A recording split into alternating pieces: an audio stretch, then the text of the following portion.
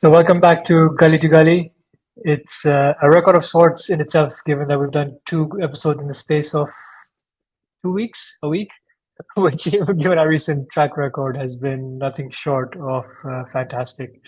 And speaking of fantastic, what a great series we had between Pakistan and the West Indies. What a phenomenal T20 series.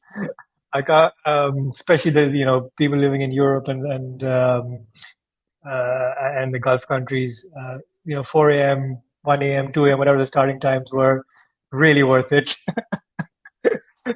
No, but speaking of worth it, definitely the England-India series as a whole, and of course a fitting finish at the Oval.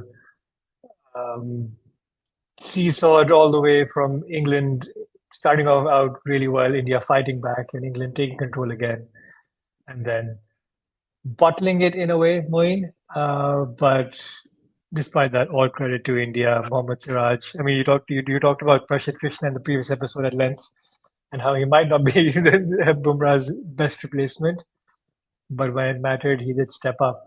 Um, So, so look, a I, fitting finish. it is like the way I think about it is when you look at the records of this five test series, it's broken like most batting records, right? I think it's like the second highest um, sort of runs scored in a test series, highest in a Yeah. five test series, something like that. Like, I mean, the stats are crazy, the highest number of centuries, but it's a series that was won in the last test match, although sorry, series drew, but in the last test match, what it'll be remembered for was the bowling, and that for me just resonates very, very strongly because that's the beauty of test cricket. We've said this before, right? I mean, yes, I know T20 cricket is more popular and stuff, but test cricket, more than any other format, gives you a second chance. That's exactly what happened, right? You can't take your eye off the ball. You can't, put your foot off the gas. And I just have to give credit to India. Every single time they never gave up. They gave it their all. Right? If you actually go down session by session, they won more sessions than they lost. Right? I mean, the first test match you put down to inexperienced captaincy of Shubman Gill. The classic, And first fielding. test Yeah. match as a captain where you have like six captains on the field. You know what I mean? Everyone's giving their views. But as the series wore on, I mean, Shubman Gill has matured tremendously as captain. If you looked at his body language, and for me, I am a big believer in body language, right? And I'm sorry, I'm going right into very specific points here, right? I've been thinking about this for a while. Whenever the camera was on Shubman Gill, he didn't know it was on him, obviously. He was so relaxed. He was joking. He was just, laughing, smiling, enjoying being there. And this was in the last session of the fourth day. When they had just come out, England was still heavy favorites, even though they got broke out. There was no tension. He was staring at a 3-1 defeat, which would have been really a really unfair scoreline given how close the series has been. But you watch him, and if you, I know highlights reels don't always show this, but he was so relaxed. He was he was very chirpy. And when a captain is like that, where he's focused on enjoying the game, it really permeates across the entire squad, right? Even when they came in the last day, he was relaxed. And I think of other people. Um, it's as if they're carrying the weight of the world on their shoulders. Like the drooping lips, this, but Shubman felt the part. And you could see India's performance really come out very strong. I mean, they were very good in the first Test match also, but they finished in the second. The third, even though they should have won it a lot more easily, and Washington Sundar's all too famous line there. Oh yeah, we will finish it off by lunch. Will be like folklore given how he was out for a duck. But Yeah. Jadeja kept going for it, kept going for it. I mean, they literally almost won it. They never gave up, right? Yeah. And then the Old Trafford test where they've never won at Old Trafford in a long time. I think they've never won actually. I can't remember. But you thought none for two. This is going only one way, and India just never gave up. A draw was like a win for them. Yeah. And then this last match, like we can get into specifics of this match, but just we step back, you just realize, these are the sort of trend changing, shape shifting matches and moments that could define India's sort of, Yeah. trajectory from And here. it's rather ironic that it's probably the fourth test was the only test where you can say England were, apart from obviously the fifth day, that England were the more dominant team. You mentioned the first test, Great India point. should have won that. Yeah. In second test, India rolled over England. The third test, again, close one. India should have chased that down. Should have gotten a bigger lead actually in the first innings. And I think they didn't get a lead in the end. And then, yeah, the fifth test, India again were well ahead. At least day three, day beginning of day four, they were ahead. So most of the series, like we mentioned, which was apart, similar-ish, I guess, to their tour of Australia, but I think they dominated that a bit more. But it was still similar going to the last test match where a win for India would have meant 2-2. Obviously, Australia were chasing a much smaller target on the last day or the second last day. But I think credit has to be given to India again, not just for the results, but actually the consistency of performance, and that's shown throughout the series. Whether it's with Gill with his batting, Jaiswal's pitched in when needed. I mean the bowling. I mean it's rather ironic that the matches that Bumrah's played, India hasn't won, right? um, I think so. Yeah. but when he's not played, and Siraj again, he was pretty ordinary in the fourth test, but he came back really strongly in the last test. Again, when Bumrah's not playing, there's just Siraj 2.0 that always steps up and performs. And again, Brishan Krishna played a fantastic supporting role. Um, and the other thing, and this was again highlighted in the fourth test, and again here with Jadeja and Washington Sundar's rear guard action. We always talk about so-called bits and pieces, or more than bits and pieces cricketers, especially in Test cricket where you need specialists. Well, here you have India full of all-rounders coming in and doing the job, especially with the bat. I mean, Sundar sort of did it with the ball. I think it was at the Lord's Test, yeah, with the ball. But Same with the with bat, they've Jadeja, really shown it. more Yeah, with the bat than the ball, surely. Even Jadeja. um, really showed up. And we always say, okay, if number 6, 7 can't do it, then you can't expect number 8 to do it. But clearly, it wasn't the case here where they've really stepped up and they performed. Not to forget, also in the four test match, that they were playing pretty much with 10 men because Rishabh Pant was out. So overall, yeah, it's a phenomenal effort. Um, Again, yeah, from England's point of view, I mean, it's an almighty joke on the last day. Yes, they can probably say Chris Wokes was injured, and if he was fit, then maybe those 6 runs could have been covered in the end. But that's only ifs and buts. Overall credit must be given to India. But I'd also Look, just like to get into one small thing. We'll get into we've given India enough credit, but some of the English batters and the way they got out. Like Harry Brook did fantastic innings, but then the way he got out after hitting 2 boundaries and an over, Jacob Bessel looked absolutely yeah, so clueless.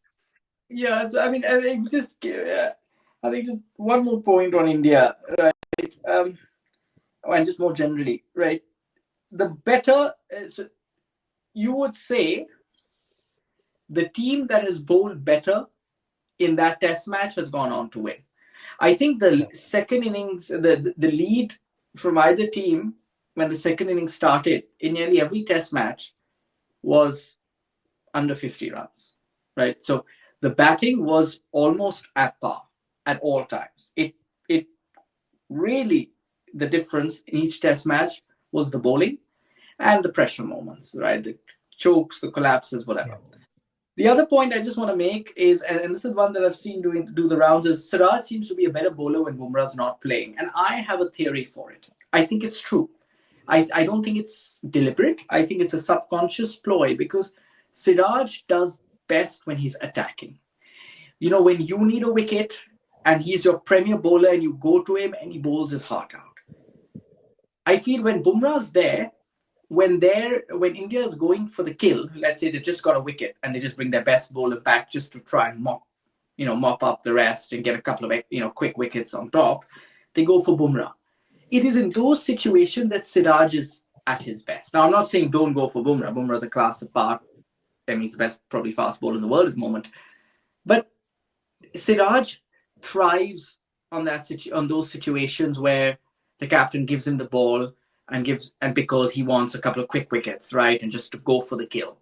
And I don't think he's given that role enough when Bumrah plays. And he's the sort of guy who wears his heart on his sleeve. He's quite emotional, so perhaps he's maybe it gets to him a little that he is second. He's second in line. I don't know, but I think it has gone on for a little too frequently for it to be ignored, right? And that was just one point I was just grappling with. Yeah. Yeah. But other than that, right? Just I think coming to the Test match itself, right now, where did England lose? I mean, we talk about Siraj. If he had held on to that catch at the fine leg, game over. Game over. So we talk about the ifs and buts. That is the biggest if and but of all time. Game over immediately, right? And Harry Brook was phenomenal. I honestly do not fault him for that dismissal. Look, you have to take the good with the bad, right? You have a style of play, right? A style of play of just going for it, right? And that's got you 100 in difficult conditions when other batters, barring Root, looked all at sea, right? It is a high risk, high reward strategy, right? So, you can't have your cake and eat it too. You can't be like, oh, no, go for it. But also look after your wicket and because sometimes there's a very fine balance, right? Now, if he had been like really silly and aggressive at the very start of his innings when he didn't get his eye in, that I label as reckless and silly. But he actually was quite patient for the first couple of overs, and then there was this one over after the drop catch, as it happens, where he just went after it, and that it just flipped a switch in his head, and somehow he was just seeing the ball a lot better. But he waited before then. So now when he's on 100 and something, I think if he thinks the ball is in his arc, he should have every license to go for it, because that's the same approach that has gotten those 100 runs. You see what I mean? It just is what it is. It's like you could go the other way and he could preserve his wicket, but that's also risky because then he's just not scoring, right? So I think it's a high risk, high reward strategy, and like 9 out of 10 times baseball pays off in these sorts of situations. And I think he has every license to do that because it's what's worked for him so well. And if you go by an approach, you go full swing and not cause confusion in a batter's mind, right?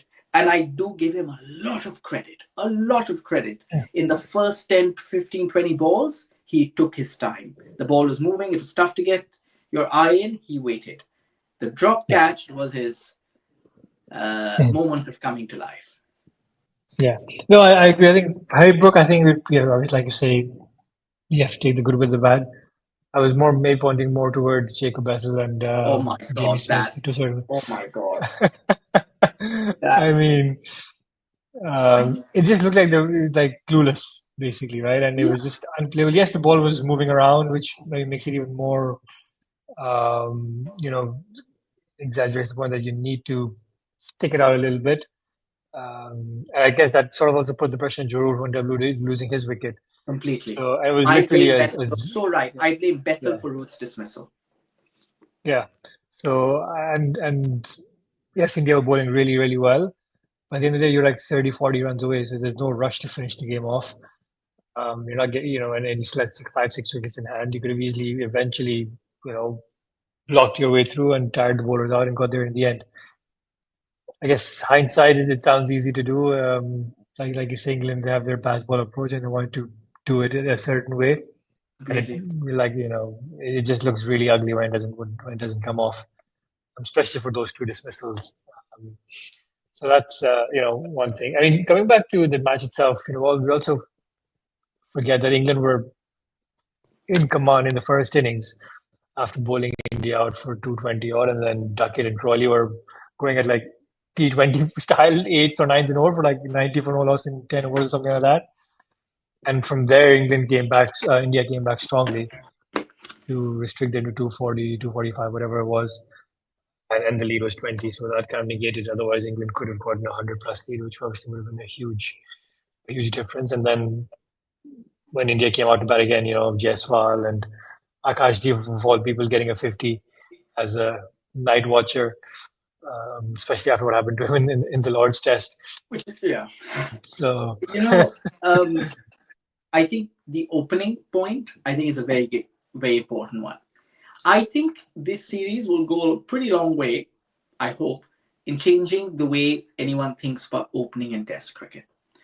Right? England showed that on a tough wicket, you need to take full advantage of having 10 wickets in the bag. Right? You will never ever have 10 wickets in the bag again after you lose a wicket. Right? And then it becomes less and less and less. And then you wish you were more aggressive when you had more wickets in the tank. Right?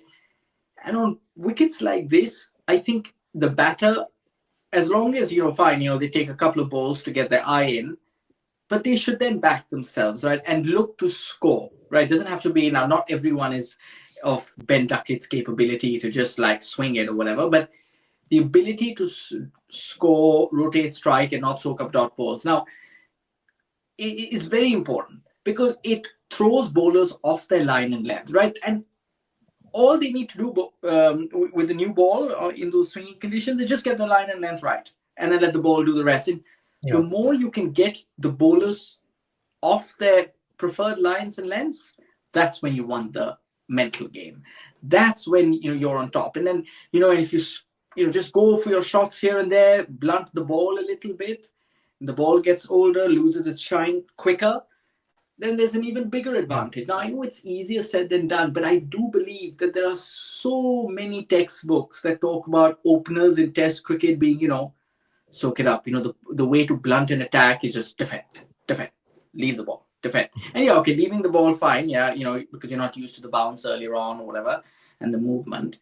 But, when you're just letting dot ball and overs go by, I know you're waiting to tire out the bowler and hope that there's a change, but equally you are also allowing a bowler to settle into his rhythm, right? And then you're not testing him, you're not making changes line and you're not playing with his psyche. So you're almost, in a way, giving the bowler the upper hand in like the first over of the game, right? So I do think there's a bit of a balance. Sometimes with these wickets, the most debilitating thing for a bowler is not those dot balls or whatever and those front foot defenses. It's actually rotation of strike because they're unable to build pressure at one end against one batter, and it throws them off their line and length. There's a famous thing with Glenn McGrath. If you ever watch highlights, he used to get so annoyed when a batter got off strike. I think Ponting was talking about it on commentary once, maybe in this last Test match. He said he used to be devastated when he gave a single. He was so disappointed in himself. And that's the sort of thing that you need to do to get on the skin of the bowler. So that's a lesson, right? But coming to Bethnal, for me, he completely misread the game. All he had to do, he didn't have to. Yeah, he already scored a good-looking 4 boundary. His game wasn't to keep the scoreboard ticking. And hit boundaries. His only job was to support Joe Root, right? Yes, he wasn't middling the ball at all. And honestly, the pitch was such, it's tough to get your eye. But as long as you just stuck it in, just rotated strike rather than playing with hard hands, soft hands, stab the ball around, and just let Root play. And you can just strike up a partnership. You'll always get an odd bad ball from time to time. India bowled brilliantly, but there were a couple of hit me shots against the tailenders on day 5 that Atkinson and all weren't that well equipped to do, to hit. But those balls will come, and I just think his wicket put Root under a lot of pressure. Root had not had strike for a long time. That's Bethnal's fault. His job was to give Root the strike. Okay, so I thought they got that all wrong. I don't know what I get the sense they were a bit complacent at tea. No one strategized. They probably thought the game was in the bag and we just keep going for it, rather than actually just sitting down. And there's a bit of overconfidence that we sometimes see with this English baseball side, and even Jamie Smith. Like I heard Harry Brooks say that, oh, we thought when he slept on day 4 that this was guaranteed victory, which tells me that maybe they didn't strategize enough, right? I think the strategy was simple: just go for it, try and knock out the runs as much as possible, and that's what Overton tried to do, right? He got 8 runs in the first Yeah, over, but the, tail enders sometimes find it easier to score on these wickets because they don't play with any pressure, with any expectation. It's the weight of yeah, expectation that gets to batters. They overthink, they overcomplicate because they're trying to get the technique right. Sometimes the tail end just swings it, right, without the pressure, of being looked down upon. And I think Overton should have had the responsibility of scoring. Jamie Smith should have just left those balls outside of stump. He can just rotate strike or even just soak up deliveries, especially against Siraj, who is a danger man, and let Overton do the scoring. I yeah, genuinely believe that in these moments, tailenders just have a license to attack in a sort of way yeah, that batters don't have the freedom of mind to do. yeah. Especially at that point when they still had 4 wickets in hand, so a couple of boundaries, and that's all that would have done it. And then walking down to an outswinging delivery, doing what he did. Um, yeah, it's again no credit, taking no credit away from the bowling, but it was some rather ordinary batting from England. And again, but the way it just kind of worked out. Obviously, have to special mention to Chris Wokes walking out to bat, well, not bat really, walking out to run with one arm and one shoulder. You got to give him credit for that. Colin But Cowdrey, I was just waiting to Malcolm see. Marshall. It would have been interesting to see if he ended up on strike and what that would have been like. So I Whether it would was have gone for him. told he was going to Yeah. play left-handed. He was going to play Yeah. left-handed so that the side that's hurt is at the back, not Yeah. facing. Yeah. So he would have done that, and I think it's easier if you have to play one-handed to have your strong hand at the top of the bat. Yeah. I mean, not that I'm an expert, but my point being, look, it's a la Malcolm Marshall, Colin Cowdrey, and actually also, would you believe, funny enough, Salim Malik. Salim Yeah. Malik did it in the 90s. I think it was because he wanted the other person to get his 100, and I can't remember who the other person was. I think it was it Wasim Akram? I I think it was don't Wasim remember. Akram. It was Wasim Akram. He wanted Wasim Akram to score his 100. He had a couple of runs, whatever, to get. So he came batted left-handed, injured. So Yeah. it's happened in the past, but obviously I had no doubt that Vokes was going to do it. He would never not do it in that situation. Yeah. I think it'll be wrong for any batter to not. I know it's unfair to put them in their place, but you've got to take one Yeah. for the team if the stakes are so high. But yeah, look, if I remember there was, I think, a comment or long one of our videos a while back about skills, about, the reason for certain teams' decline is lack of skills. I think this test match, this series will tell you that actually more than half the game is won in the mind. Right? You Yeah. cannot convince me that England did not possess the quality to chase down sort of 40 odd runs with 4 wickets in hand, and with the heavy roller, which means that things may get maybe a bit easier at the start, although it wasn't. There is no way, right? That's where if you gave someone this simulation in the nets, 10 out of 10 times these tailenders would do it. Yeah. 10 out of 10 times Jamie Smith and James Bethnal would do it. Joe Root, whoever. But that's what pressure does to you. And that's Yeah. why game time is so important. The teams that do the best in Test cricket are also shock the teams that actually play the most Test cricket. You can't substitute that, no matter how strong your first class structure is, except if you're in Australia. But whether there is, if you play with these sorts of stakes, you automatically develop that mental strength. I mean, if Joe Root, after surpassing 100, can let the pressure get to him, that just goes to show what pressure can do. And that's why I think, when we talk about other teams' declines and stuff like that, yes, there's skill, but so much of it is mental strength. Really, it is winning important moments, knowing those moments, anticipating, and actually executing under pressure. It's not about the skills to execute, it's about the skills to execute under pressure, and that is more to do with the mind than it is to do with the skills themselves. Yeah, no, completely agree. And speaking of teams decline, should we move on to? I tried very hard throughout that segment to not mention the team in question. I tried so hard. People watching who've been watching us from the start know exactly who I'm referring to, but I don't want to be labeled for making everything about Pakistan and bringing it back to Pakistan. But yes, to those wondering who I'm talking about, yes, I am talking about the neighbors. But maybe we can discuss the teams in decline now as well. The True. fantastic T20 series um, between two rather out of form teams. Of course, I will Pakistan say did the the Crick Info wrote, and I think in the commentary, great to see these two fantastic T20 teams battling it out together. And I'm like, wait, what? yeah. Wait, what? I mean, we watching the same Yeah. game? You know, Uh, like, I think yeah, it was yeah, I think it was a series, a very convenient series, or well, apart from the timing, obviously, for anybody who's not living in North America. Pakistan got to get a series win. A few players, got to tick off some important milestones. absolutely. West Indies, Pakistan, of course, doing the charitable thing as they always do, ending West Indies' losing streak and Shine Afridi doing his thing. Um, China Fide doing China so, Fide so things. Yes. everybody ends up, happy.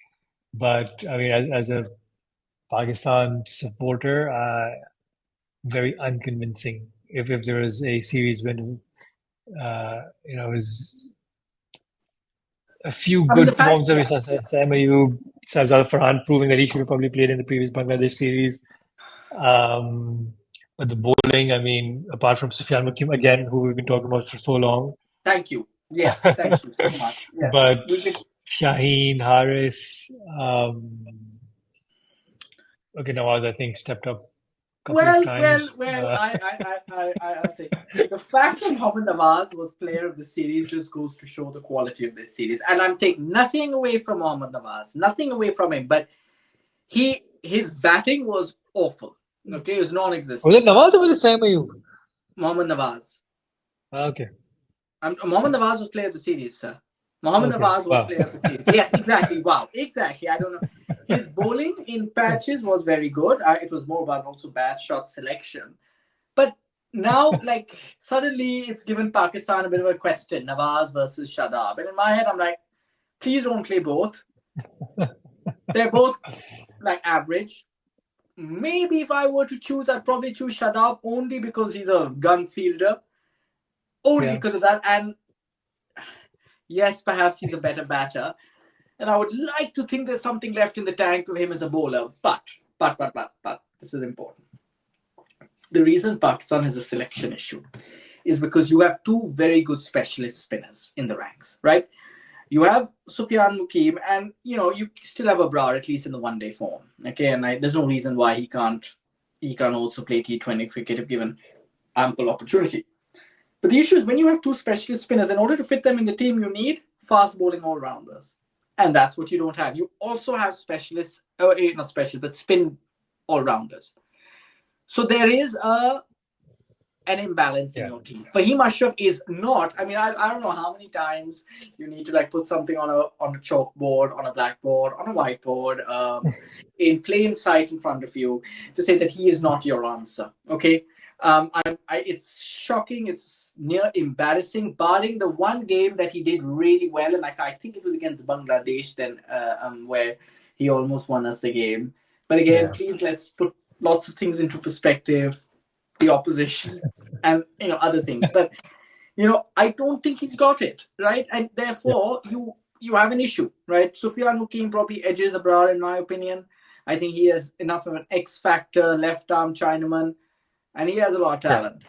But I also think you have an issue with Fakhar Zaman. yeah, We said this in the last video also. Like, yes, I know Sabzal Farhan isn't very good, and it's a crime to like not let him play. And yes, he should play, but I genuinely believe that there is no better hitter of the cricket ball in Pakistan than Fakhar Zaman. And nobody can convince me that, oh, he's good in one day cricket but not in T20 cricket, because that makes no sense to me. If you have someone who can strike the ball so cleanly, what Yeah. qualities does he have that makes him only suited to one day 50 over cricket but not 20 over cricket? The I mean, and the fact that yes, he takes a bit longer to get going, but when he needs to get going and he gets in, like literally, the game, there's so many games I can recall where he is game changing, right? He's a match winner. Yeah. And I think the bigger issue is Fakhri Zaman's place always comes under threat because for some reason we forget how good he is, me included.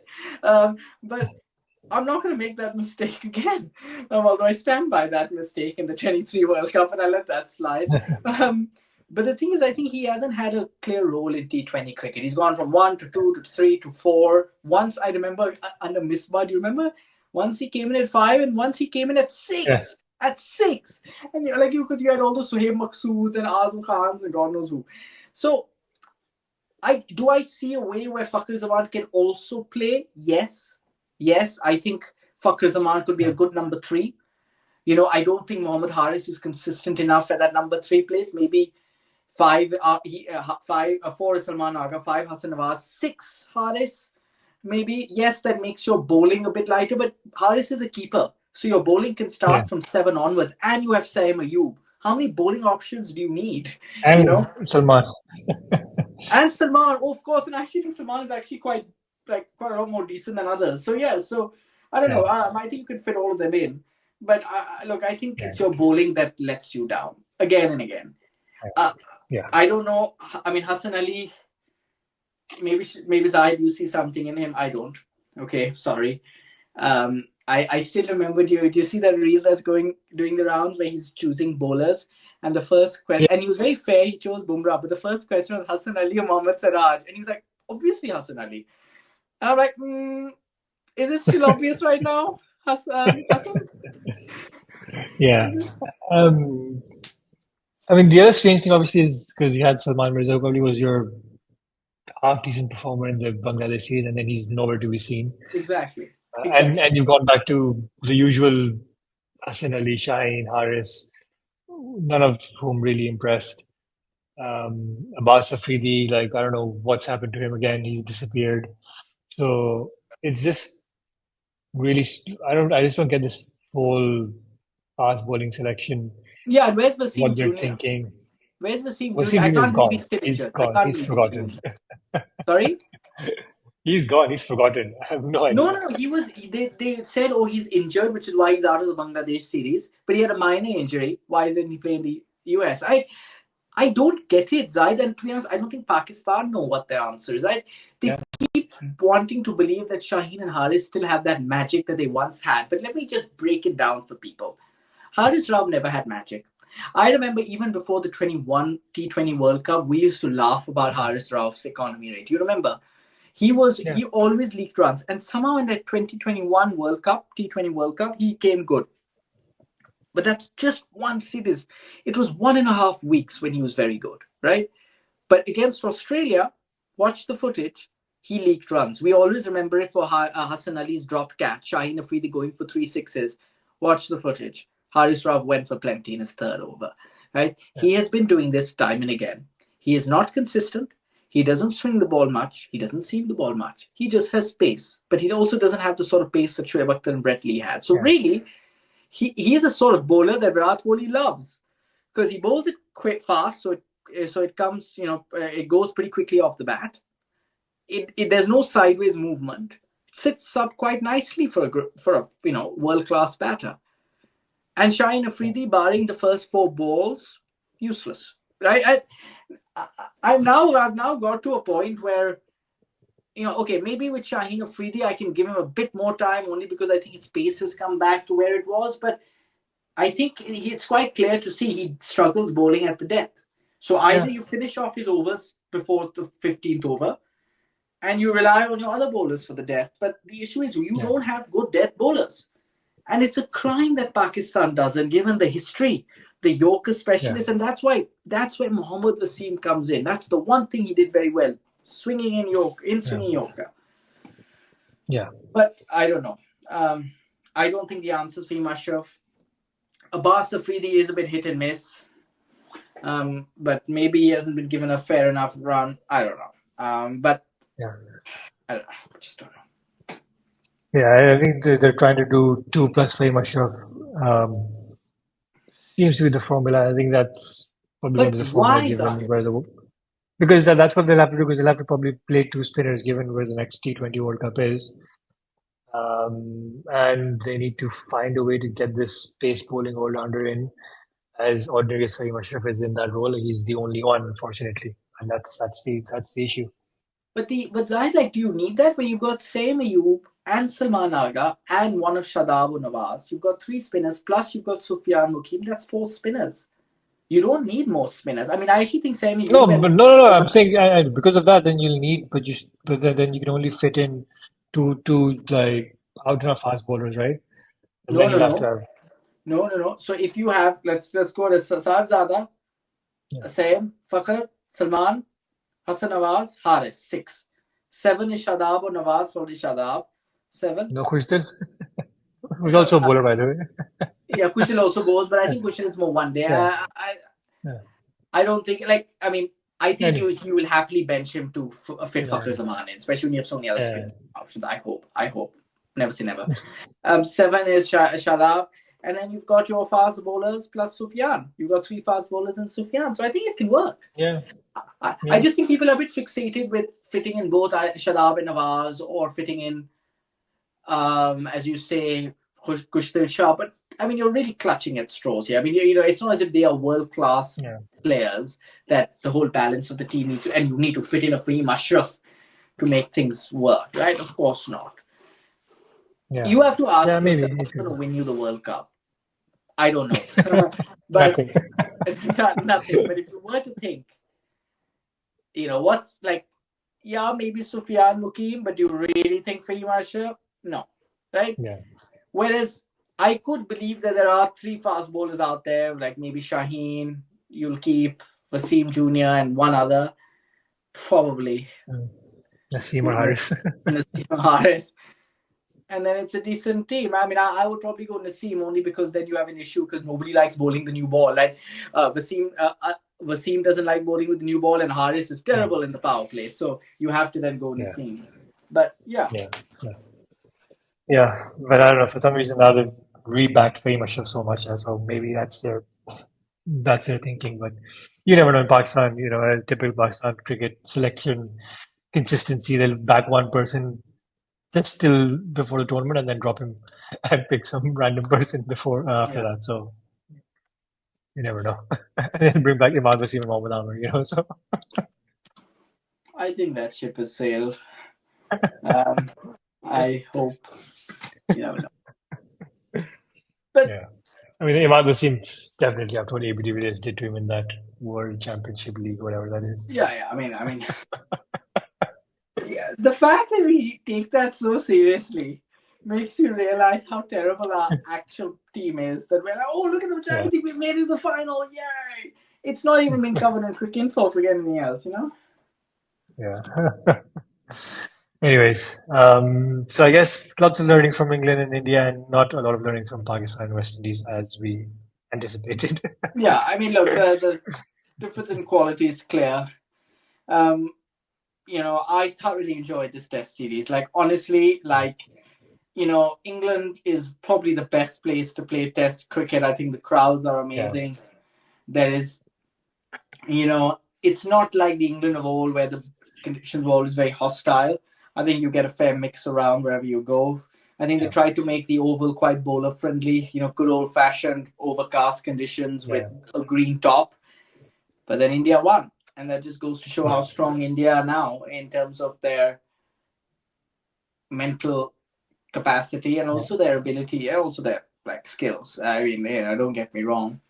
When Shubman Gill fails, someone else steps up. When someone else fails, another person steps up. Like yeah, it's been terrific to watch. And even the bowlers, right now, yes, there's a bit of a dearth of high quality bowlers, especially on the yeah, English side. But you had to make do with what you had. And I do think to a large extent Shubman Gill outsmarted Ben Stokes on a couple of occasions, right? I just think now you may say it's yeah, been unfair to say that because Ollie Pope captained in the last game, but Stokes Yeah. still called the shots from the back, I'm sure. But I do Yeah. think, look, it was a fitting end to the series. I think a series that deserved to be 2-all, right? It deserved to be. Agreed. It didn't deserve to be 3-1. I think Shubman Gill in his first Test series being losing 3-1 is it's very harsh given how close the game was, the series was. So fair result all round. Yeah. England will feel gutted. They let the last two games slip. So I think for them it's sort of a semi-defeat also because they were playing at home. But there you have it. I think India definitely have the happier camp at the moment. And I think, a lot of questions were asked when Virat Kohli retired. It shows you don't need him. Which Yeah. shows how strong. I mean, to Yeah. easily replace someone of that caliber, like as if nothing has happened and nothing has Nothing. changed. Yeah. You'd almost have forgotten that Virat Kohli retired just before this series. It's Exactly. phenomenal. We are still trying to replace Yunus Khan, Zahid. Yeah. And Misbah. Let's not start with the Misbah. comparisons again. Oh yeah, but I mean, but anyways, thanks, Zahid. Look, it's been a fantastic few weeks of Test cricket. Test cricket is the ultimate format. Anyone? Absolutely. Yes, I know there were lots of dot balls in that last session on day five, the first session, the morning one. But every ball was an event, right? Yeah. Every ball was theatre, and that's something you can never have in any other format, and dare I say any other sport. But I'm quite Yeah. biased. Thanks, Thanks, Zahid. everyone. Thank you.